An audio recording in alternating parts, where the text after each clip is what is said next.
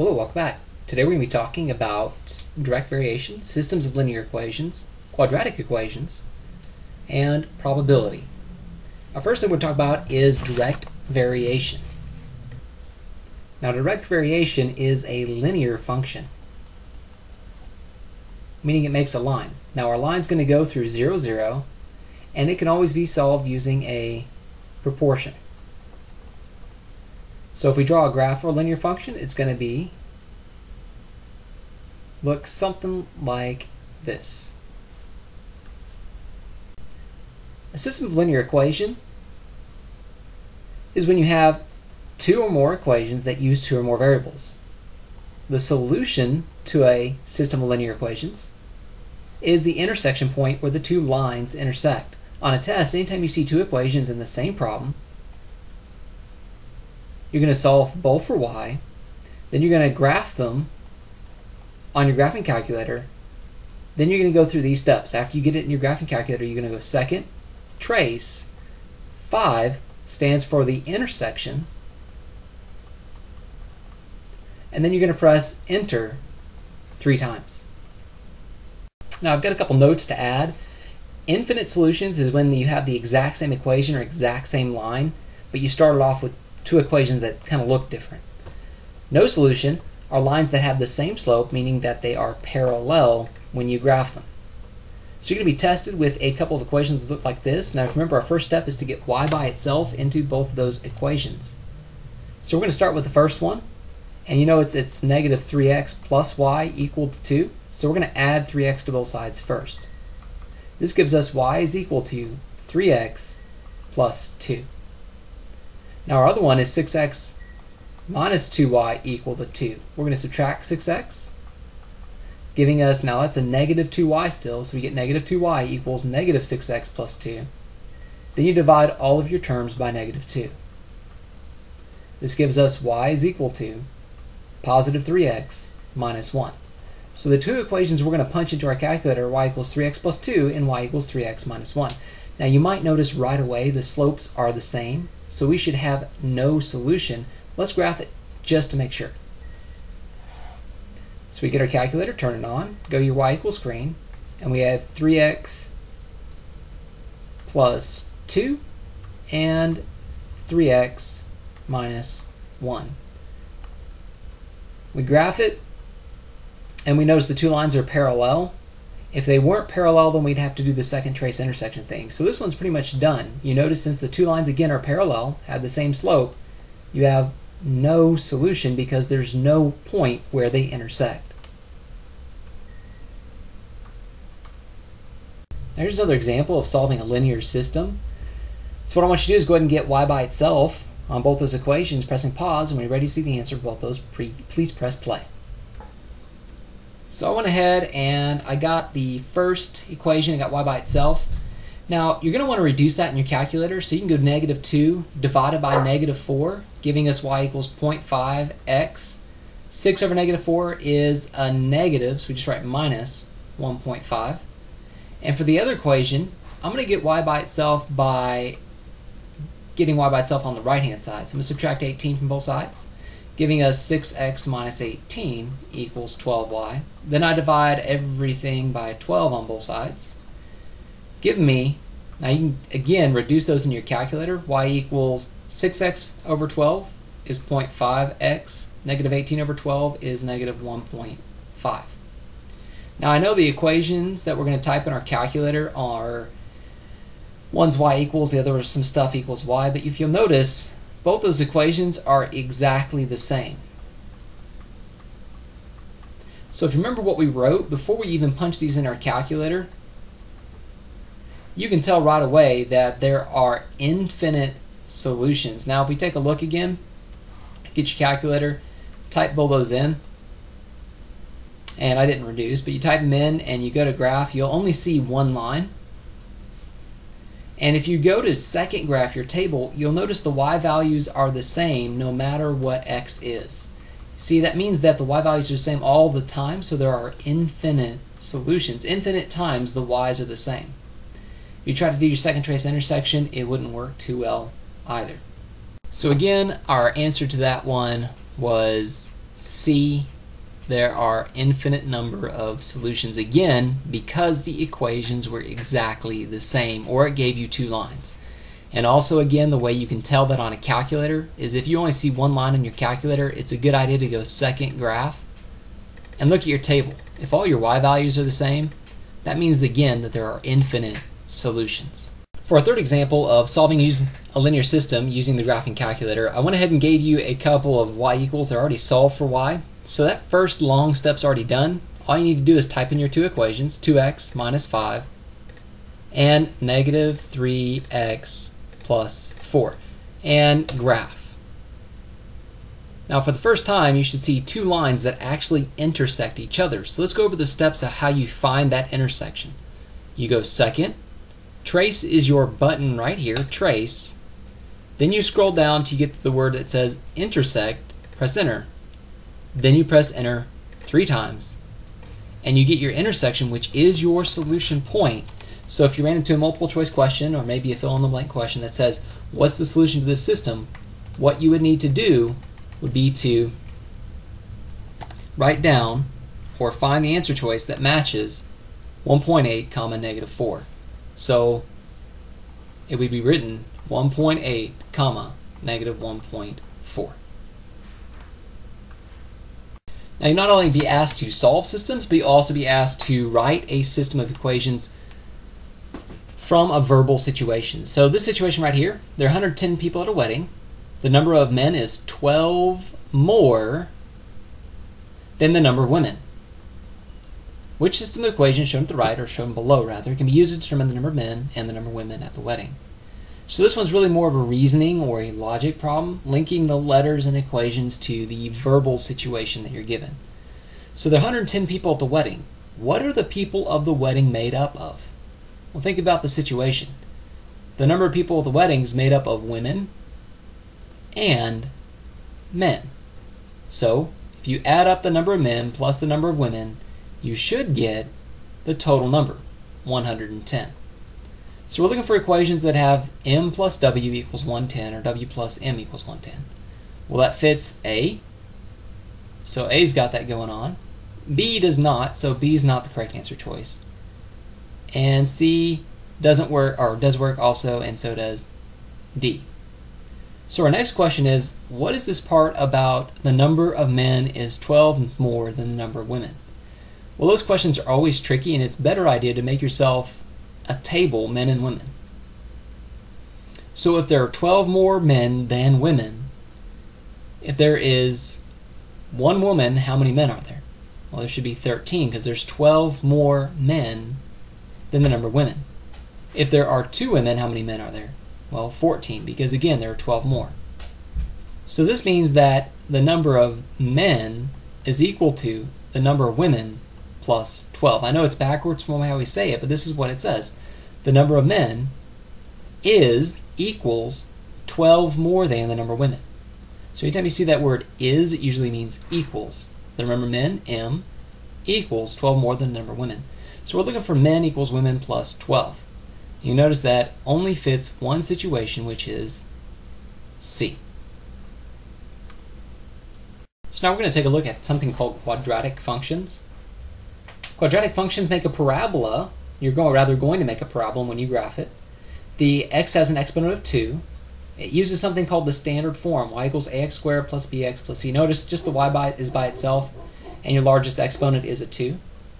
You can find the vertex in your calculator by going second trace, max or min, and the most important part is, or rather are, the x-intercepts. So we're going to take a look at a problem. What is an accurate conclusion that Jake, some person, could make about this problem? Parabola. The vertex is at negative 2, 0. Now the vertex means the point. It's either the highest or lowest point on that parabola. So if we look at it, you'll notice that doesn't fit because the lowest point is at 0, negative 4. That is the vertex. So A couldn't match. The minimum value is 0, negative 4. Well, that is a check because that is the vertex. It's the minimum because it's the lowest point. The maximum value is 2, 0. That doesn't fit either. The axis symmetry is the x-axis. That means that the parabola would be split in half by the x-axis, and it's not. The parabola is split in half by the y-axis. Looking at another one, what are the x-intercepts of the graph of the equation y equals x squared minus 4? Anytime they ask us for a graph, it's a good idea to turn your calculator on and to type in the equation that they give you. So you go to your y equals, clear out what's there, and you're going to type x squared minus 4 and graph.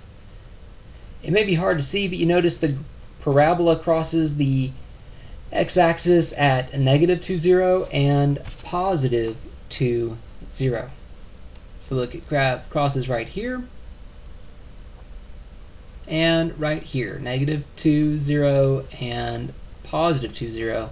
So our correct answer is C, negative 2, 0 and positive 2, 0. If you weren't for sure, another way to check, and this always works, if your numbers are whole numbers that is to go to your table second graph. And you should notice that those points match up with points on your table. Negative 2, 0 and 2, 0. None of the other points really match up too well. 0, negative 4, 0, 0 doesn't match.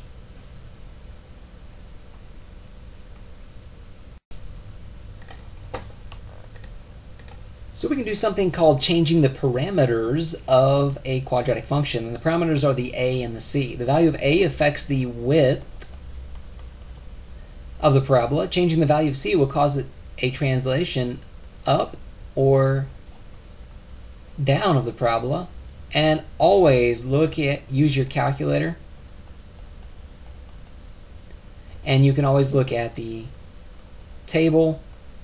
Or if you're looking at the graph, you can look at the vertex. The vertex is the easiest way to identify shifts up and shifts down.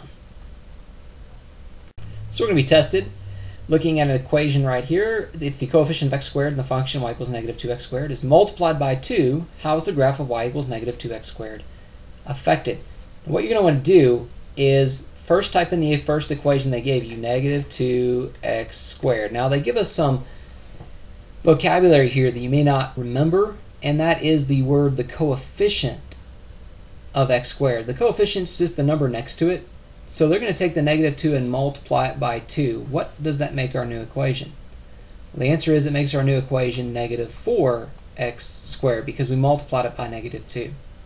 Remember, when we're comparing two graphs in our calculator, we want to scroll over until we get on top of that line at the far left and press enter to make it a darker line. We're going to go ahead and graph it. Remember, our first line is the lighter color. Our second line is the darker. If we look at the answer choices, we'll notice that it isn't translated up or down, and that makes sense because we're affecting the a value. Now, does our graph become wider or narrower? Looking at it, we notice that our second line is a little bit thinner or narrower than our first, which is outside here. So the answer is C, the graph becomes narrower. And again, the way you tell that is because the darker line is a little bit skinnier or closer to the y-axis when you squeeze it in than the other graph. So we're going to compare a couple graphs again. Y equals x squared minus 1, so we type in x squared minus 1. And our second graph is x squared plus 6. We type in x squared plus 6. And again, we're going to change that line to the left, make it darker. So our second line is the darker line. We graph it. Here's our lighter one. Here's our darker one. And we got to figure out which answer choice matches. The vertex of the first one is 1 unit below the vertex of the second one. No, it looks like the first one's quite a bit lower than 1 unit below the second. The vertex of the second one is 6 units above the vertex of y equals x squared minus 1. If you look at it, you'd have to count. That one's a little bit hard, but you go 1, 2, 3, 4, 5, 6, 7. Looks like it's 7 higher. So the vertex of this one's 5 units below. No, that doesn't match either. The vertex of y equals x squared plus 6 is 7 units above the vertex of x squared minus 1. You notice that one does match because the second one is indeed 7 points or 7 units higher than the first. So the correct answer is D.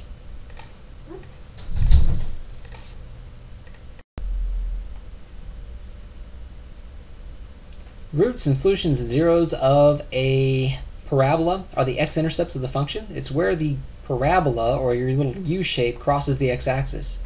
If we look at this first graph, you'll notice it never actually crosses the x-axis, so there are no roots or no zeros. Right here, you'll notice this parabola just touches it once right here, so there's one root or 1 0. Right here, the equation crosses the x-axis twice, so there are 2 roots or 2 zeros. If we're asked to find the solutions to an equation, and it is a quadratic where the quadratic is equal to 0, you just type it in your graphing calculator and you press graph. Now what we're looking for again are the places where the equation of the parabola crosses the x-axis. Now notice it crosses right here between 0 and -1, and it crosses over here, if we count, at 1, 2, 3, 4, 5. So the value on the x-axis is here is 5, and this value is somewhere between 0 and -1. Immediately we can cross out some answer choices because it's not -5 where it crosses the x-axis. It's 5, and well, it's between 0 and -1. So 2/3 couldn't work. The answer choice has to be B. So we're guessing that point right there is right about -2/3. Looking at a table, we can find the solutions or the roots or zeros to a function real easy. You're just looking for the x values that make y equal to 0. So find the 2 places where y is 0, or 1, or no place. We notice that it crosses 0 right here. Remember, they're the x-intercepts. So, and crosses right here. Those are our roots or zeros. So it looks like it happens at 0 and 4. So if we're given some multiple choice answers, we'll notice right away the answer has to be B, because that's the only place that matches our table, 0 and 4. So now we're going to go back over some exponent rules. If you add or subtract two things like 2x squared minus 3x squared, you just add or subtract the numbers. So you add the front or the beginning numbers. So you add the 2 and the -3, giving us -1x squared. Notice the exponent does not change, so we say not the exponents. Now if we multiply, what we're going to do is we're going to add the exponents. So that would be like 2x squared times 3x squared would give us 6x to the 2 plus 2 is 4. Now if we divide, we subtract the exponents. Usually it's going to be the big number or big exponent minus the small exponent. Given an example, we have x to the 5th over x to the 3rd.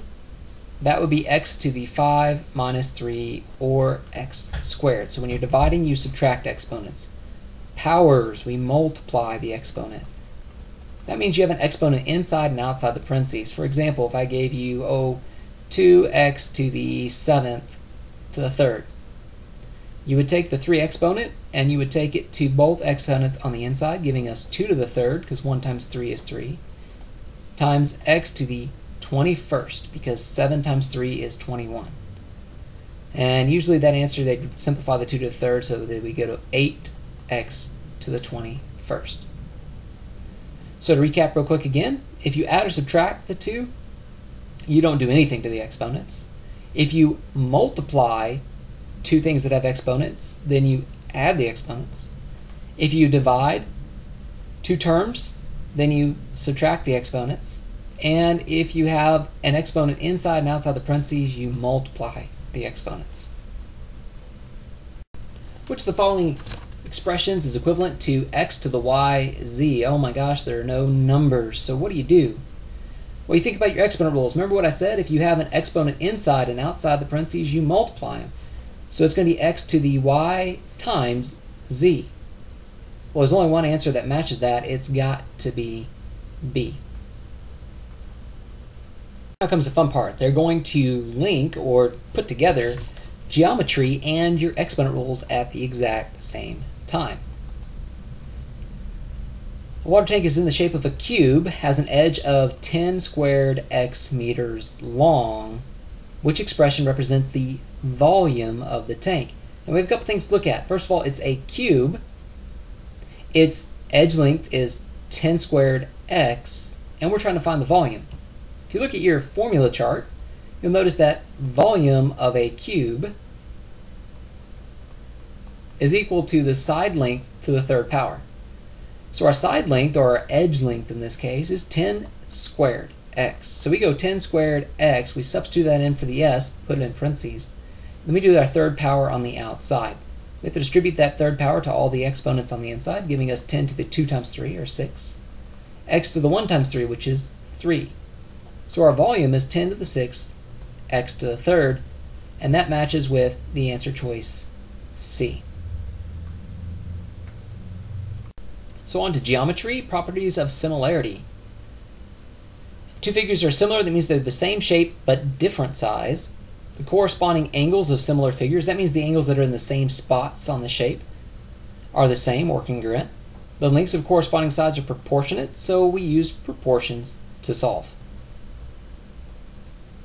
We have two triangles that are similar. We asked to find a missing side. Go ahead and label that missing side x so we can make ourselves a proportion. We're trying to find ST, so we'll call that x. We can set up a couple different proportions. I'm going to choose one. I'm going to go ML over, what's the corresponding side to ML? Well, that's SR. So 6 over 7.5 is equal to, let's look at our corresponding side with x. Notice x corresponds to, which is ST, corresponds to MN. So we went from the smaller triangle to the bigger triangle, so we're going to need to go 7 over x. Now I'm going to multiply 7 times 7.5, then divide by 6. Do that in your calculator. You get 7 times 7.5 divided by 6. And our answer choice is 8.75 units, or answer choice D.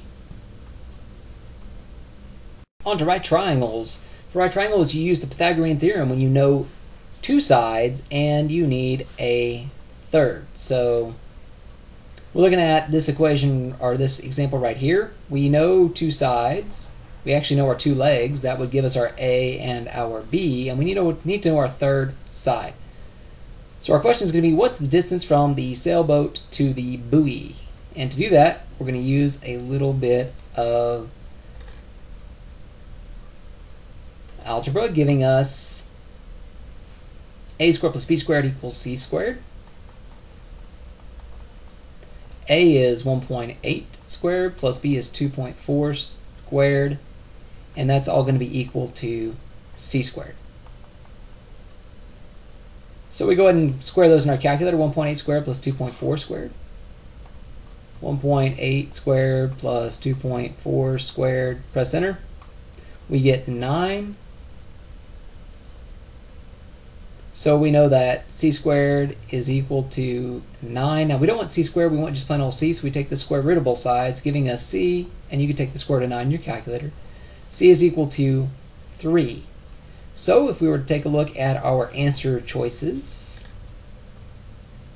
A, B, C, and D, we'll notice the correct answer is D, because that gives us our correct distance from the sailboat to the buoy, which was our C, not to be confused with the answer choice C.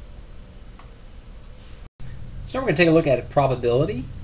If you see a word "and" inside of your statement or your description, or the word "both," that means you're going to multiply to get your solution. If you see the word "or," you will add to get your solution, and you will see the word "or."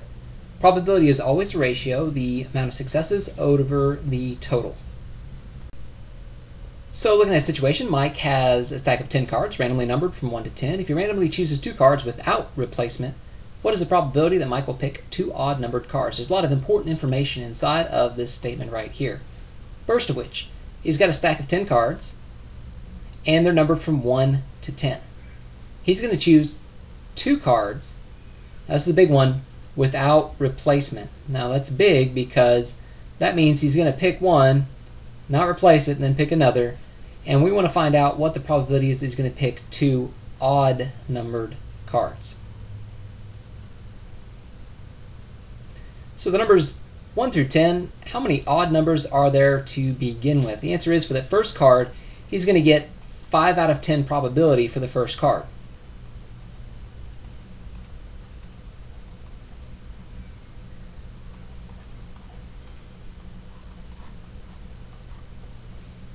But here's where things get a little bit more difficult. So there are 5 odds out of 10 numbers. What's the probability of picking another odd card? Now, let's suppose he drew an odd card but did not replace it. Well, that reduces the total number of cards and the total number of odd numbered cards. So we no longer have 5 odd numbered cards to choose from for the second pick. We only have 4.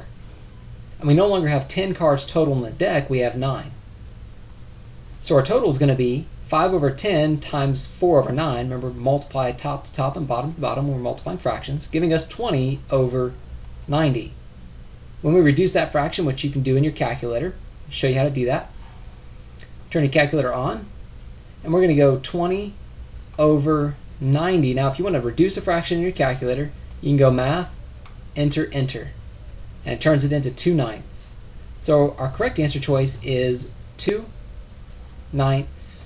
or B. Go ahead and work out this problem on your own, pausing the video, and press play when you're ready to see the answer. Quick note, he's picking 2 seeds to be planted. That usually means that they're not going to replace the seed. So assume this is without replacement. This one's almost identical to our previous problem. 2 seeds are randomly selected. Find the probability of both seeds producing red flowers. So we look at how many red flowers there are. There are 8 red flowers, so 8 out of 25 total seeds times, now for our second pick or our second draw, how many red seeds are there? There are 7 out of 24. So we can actually do this whole thing in our calculator, except you have to use parentheses. 8 out of 25, close your parentheses, times 7 out of 24, close your parentheses. You go math, enter, enter, you get 7 out of 75. So your answer choice for this one, or rather just your answer, is the probability is 7 out of 75. And there you go. We found the probability of picking 2 red flowers.